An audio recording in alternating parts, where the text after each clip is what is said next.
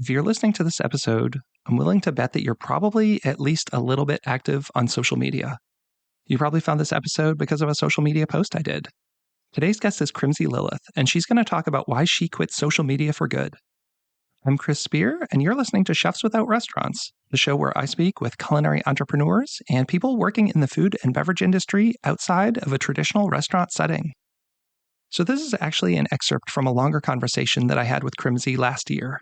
Maybe you heard that episode, but if you didn't, I'll link it in the show notes. So, Krimsey came on the show to talk about her new book, The Cajun Vegan Cookbook, as well as her decision to close her restaurant for good during the early days of COVID.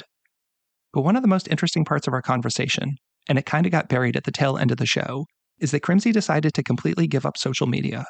And she did this right as her new book was coming out. Most people, at least I'd assume, when they have a cookbook coming out, want to spend the next couple of months promoting it on social media. But she decided she wasn't going to do that. She found that while there were many good aspects of social media, it ultimately wasn't good for her mental health or a good use of her time. And while I'm not quite ready to give it up completely, I'm trying to find a better balance myself.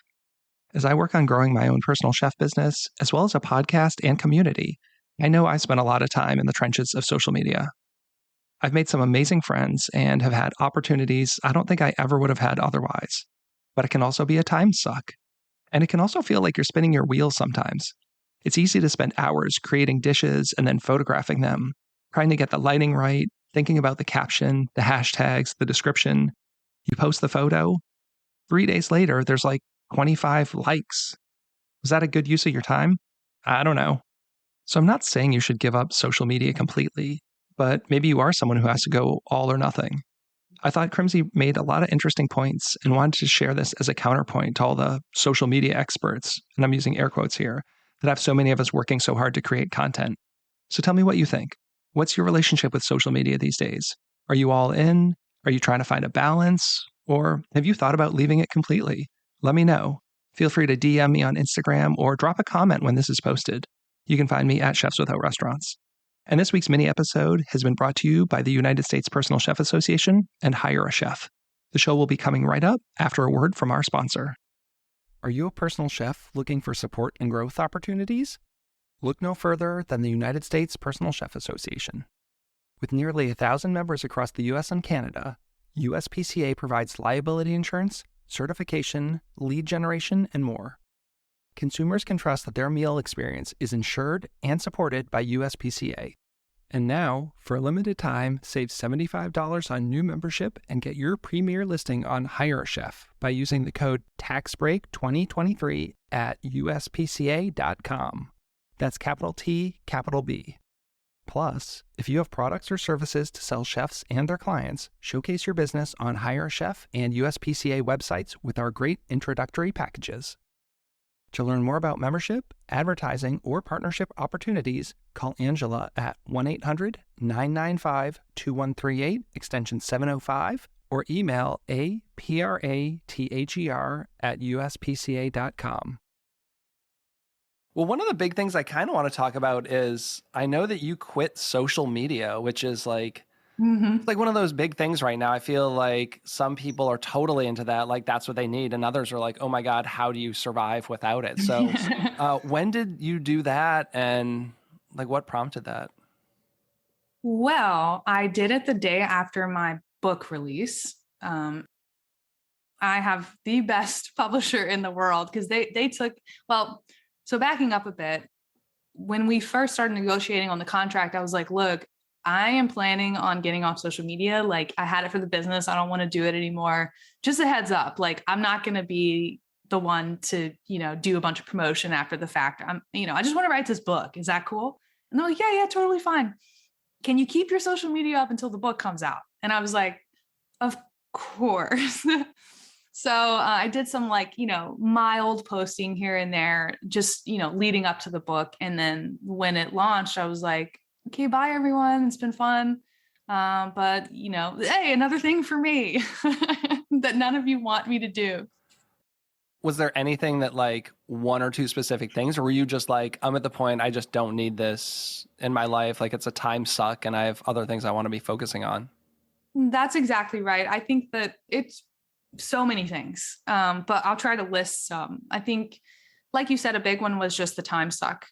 Even if all you're doing is posting your own stuff and you don't ever look at your newsfeed, that's still a pretty significant time investment. And I already felt like even now, I don't have, a normal job. I'm just writing and sort of dabbling, but I still feel like I don't have enough time in the day. So, and this is being off social media. But also I took note of like how I felt when I interacted with social media. And for the most part, I felt mostly like drained, or that I had just become a temporary zombie and then snap back. And I was like, where did that 40 minutes go? Or even sometimes 6 minutes, like 6 minutes is important to me. Life is short. And then I guess on top of that, I mostly only use social media in the past for promoting something. So I had a Instagram food blog before the restaurant, and then I had the restaurant, and we had all these pages my sister mostly ran, but they were always for promotion. And I just felt like having to promote something was also taking away from my energy, which I would rather use on, writing another cookbook or opening another restaurant. I'm not going to do that, but you get the theme.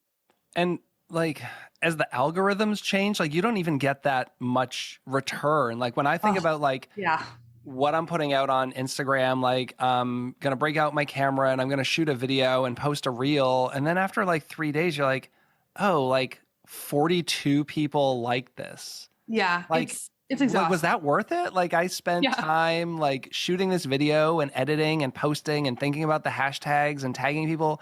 And like literally 42 people saw this. Like, what did this do? This didn't move the needle on like anything. And I didn't like love the process. Like, does anyone love the process? Unless they're maybe like a 13-year-old who enjoys dancing in front of a camera. But like, yeah, I don't know. I think some people do. And, I will say that like my experience with social media hasn't been like completely negative from start to finish. I have, I've had fun making videos and goofing off with friends and stuff. And, I've met people, but I would say that when I take a huge step back and look at my experience overall, I'm like, whoa, how many hours, days, weeks, months? I have no idea how much time has been sunk into this weird imaginary world where, if I'm being honest with myself, I don't see any of these people ever. Like they're sort of like, they could be bots and I wouldn't know.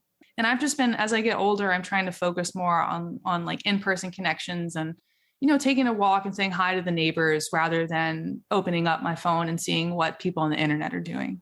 Well, that's where I've really tried to make it about the personal connections. Like I use it for really building connections with people. Like I'm spending more time DMing people and talking to them. I see a photo of something they did and then asking a question about how they did it and building a community through that. I mean, I don't know that I'd have the podcast without social media. Like when I think of all the people who've come on the show and I've been on their shows, it's all people I've met just through social media for the most part. They're not people I had ever known otherwise. And it's been amazing. I've met some of the best people in my life, but I've also tried to convert it into real world interactions. Like, is it someone I can, meet up with in DC and we can grab dinner and become friends like offline as well? That's really cool. I think that is about the best way you could use social media. And I think, speaking personally, I am somewhat of like a solitary person. Not like I don't want to see people or I hate people or anything like that. I love people, but I do have a capacity for like how many relationships I can maintain. And I found that maintaining all of these online relationships was quite exhausting for me. And at a certain point, I felt kind of like crushed under the weight of having all of these connections, which kind of sounds crazy. And unless you're someone like me who's experienced something like this. And I just thought like, there's no reason for me to be stressed about this. I don't have to do this. And I will be sad to like lose some of these connections, but the important ones will go on. Yeah. I mean, if people are really your friend, they'll know how to find you, right? Like they'll have your email address or a phone number or something. Yeah. When I still do a newsletter, which is not really much news, it's sort of just like bantering, but I do have people that I used to be connected to on social media. They'll respond to my emails and then we'll have these kind of same DM conversations, but it's much more condensed. And it's always weird when like someone disappears out of your sphere and then maybe sometimes they reappear. Like there's people who I think like, wow, I used to see them all the time on Facebook and I haven't seen them forever. And then you look, it's like, oh, I think they've deleted their account. I don't even know. They're gone. This person. They're gone. My only connection to them was like this random app that I had on my phone. Yeah, it is. Yeah, that's another interesting point, is that all of these things we're building, they're all still owned by someone else. And not to get too, anti-meta or anything, but it is kind of scary how your livelihood can be wrapped up in someone else's choices. Like I think Facebook was down recently for a bit and everyone kind of freaked out. Oh yeah. I think that was after I was gone, but I didn't even notice, obviously. And I heard about it later, and I kind of felt the pain of all these people who were like, oh my God, if my Facebook page is gone, like I've just lost connections to thousands of people that are really important to me, and personally or for business or whatever. And so, I was like, okay, well, I don't want to ever be tied up like that again.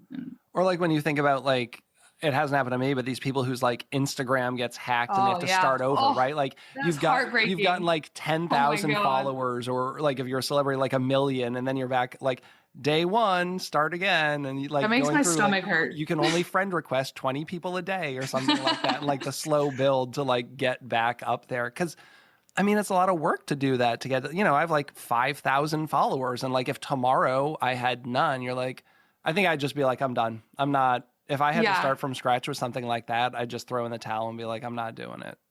Well, and that's why I decided to delete my page. A lot of people said like, why don't you just pause it? Or like, you can go dark or whatever. And I was like, you know what? No. This has to feel very permanent. Like you said, because once it's gone, you don't really want to start over. And I just decided that's not something I want in my life right now. And I need to like take a really solid action and make sure that I don't get sucked back in. Go to chefswithoutrestaurants.org to find our Facebook group, mailing list, and chef database. The community's free to join. You'll get gig opportunities, advice on building and growing your business, and you'll never miss an episode of our podcast. Have a great week.